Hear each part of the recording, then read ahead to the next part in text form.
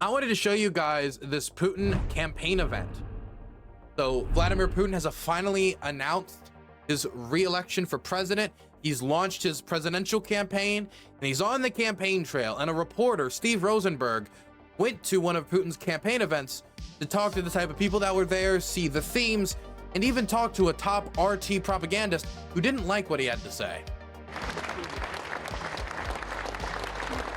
For Vladimir Putin, a standing ovation was all but guaranteed from an audience packed with supporters who want him re-elected, Russia's president. We were allowed in to watch the campaign event. Mr. Putin used the occasion to claim that it was a US-made missile that had shot down the Russian military transport plane last week in southern Russia. The Ukrainian authorities had mentioned that they want an international investigation into this. That's what we're asking for. And we insist. By the way, they've already cleared the crash site. They've cleared it of all the debris. They didn't let in any investigators. The Ukrainians asked for it. I'm sorry, all the evidence points towards it wasn't full of POWs. I looked at the wreckage. I thought there was like, what, 1 or 2 bodies? If they said there were 65 POWs, you wouldn't be able to cover all that up.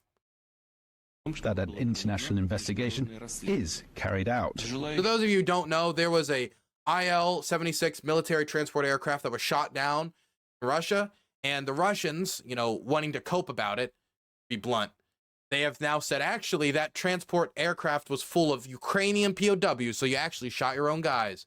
They have yet to provide any evidence that it was full of Ukrainian POWs, and once the Ukrainians asked for an investigation, the Russians that said, sure, an investigation, yes, yes, yes, and then they destroyed all the evidence and removed all the wreckage from the crash site, and this is it. There will not be an investigation.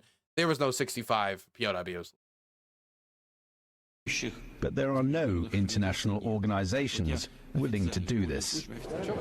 There were pop stars and cosmonauts, VIPs for Vladimir. Their chance to praise Putin.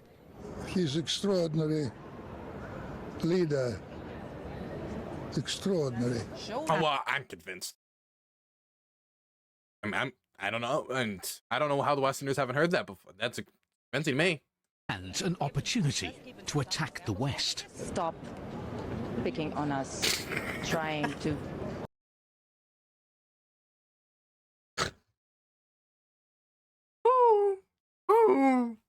Oh, stop picking on her.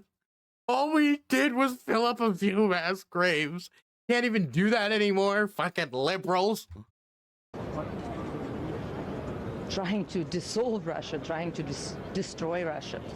Russia fell on a sword in Ukraine, man. You're doing enough of that on yourselves. The West is not trying to destroy Russia, and the West did not invade Ukraine. It was Russia that took the decision to attack Ukraine. That's true. And hey, I'm gonna be blunt with you.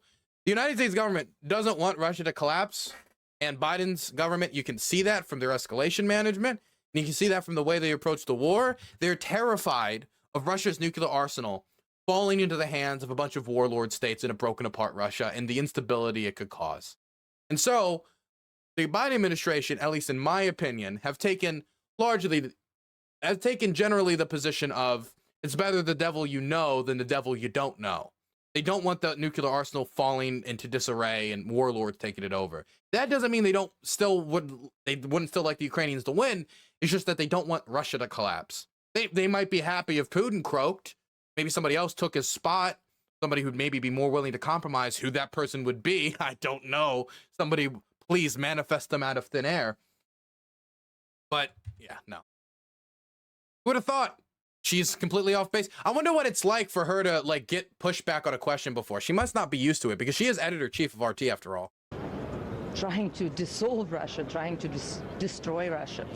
I see Russia. The West is not trying to... By the way, if you go back and you read George Kennan or any of the authors who were the people who were dominating Cold War era policy towards Russia and the USSR, or since then, we have not been trying to destroy Russia. The Obama administration bent backwards, and so did the Trump administration bent backwards for the Russians in order to avoid escalation or pissing them off too much in Ukraine by allowing them to annex land, allowing them to do this, allowing them to do that, despite our security commitments and despite commitments that they made and then broke. So to me, that indicates that the Americans really, if they had a choice, they wish this whole crisis could have been avoided in the first place.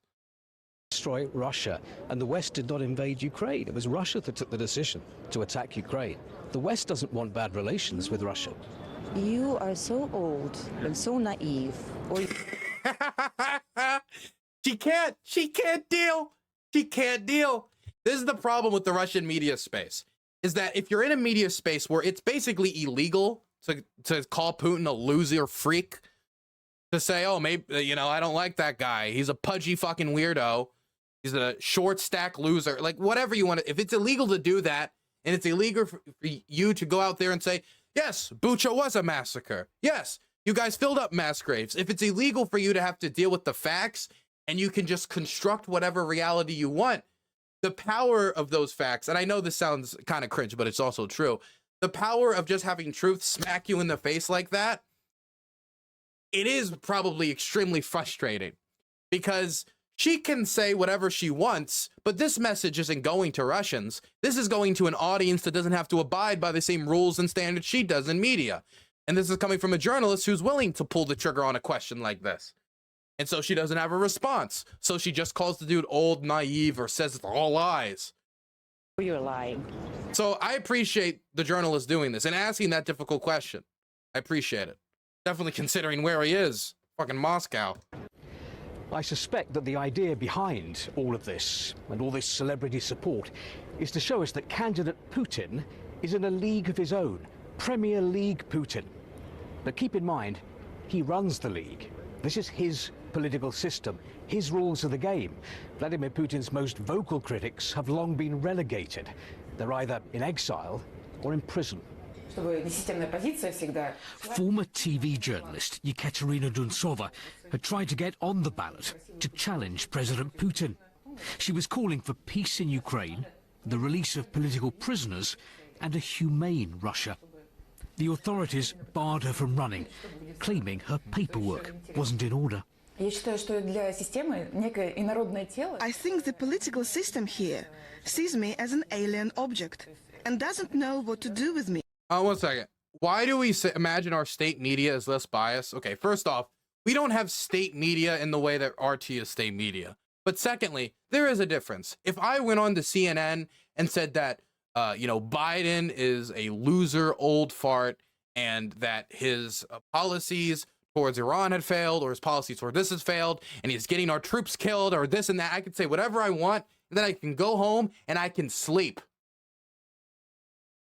And I don't have to sleep with an eye open. That's the difference. Me. Because I appeared out of the blue, the system doesn't understand who I am. So it's decided to keep me out of harm's way. That's not to say there isn't bias in American press, but the idea that it's a different environment in Russia. The press environment in Russia, the state media environment is completely different. The reason they lost the Kharkiv counteroffensive isn't because the Ukrainians broke through the lines and they didn't have reserves. It was because NATO super soldiers were dropped on the ground and they busted through. You want proof? Here's footage of a black guy in Ukraine. Need any more evidence? Fuck you. Like, that's a totally different media environment. I'm sorry. Like, there are presidents who, like, during the Iraq invasion, it wasn't like there wasn't journalists in the United States saying, I don't know, man, this isn't solid enough. That existed. And so then when it all fell through, Bush became known as always and will forever be known as the guy who invaded Iraq for weapons that didn't exist. That media environment, even for instances like that, where the media was kind of, in some instances, kowtowing to the Bush administration and calling it enhanced interrogation instead of torture, it is still completely different than the media environment in Russia. We have different media challenges. Some of them overlap, but comparing these two things is hard. Ekaterina lives in Rzhev, 140 miles from Moscow. Many here tell me they see no alternative to Vladimir Putin. The Kremlin has helped engineer that by removing any potential rivals, any real challengers. Like, let me put it this way. You see all those Biden rallies where people are coming out and be like, fuck you, da da da da da. Where does that exist for Putin? And if someone was to do that, what do you think would happen to them? Just a thought. From the political stage, A new president, Ilya says, might not cope with the burden of governing. But someone experienced like Putin could develop our country even in the difficult situation we're in. There's no one else, says Lydia. Maybe Putin will find someone sometime, but he'll be ruling for a long time yet.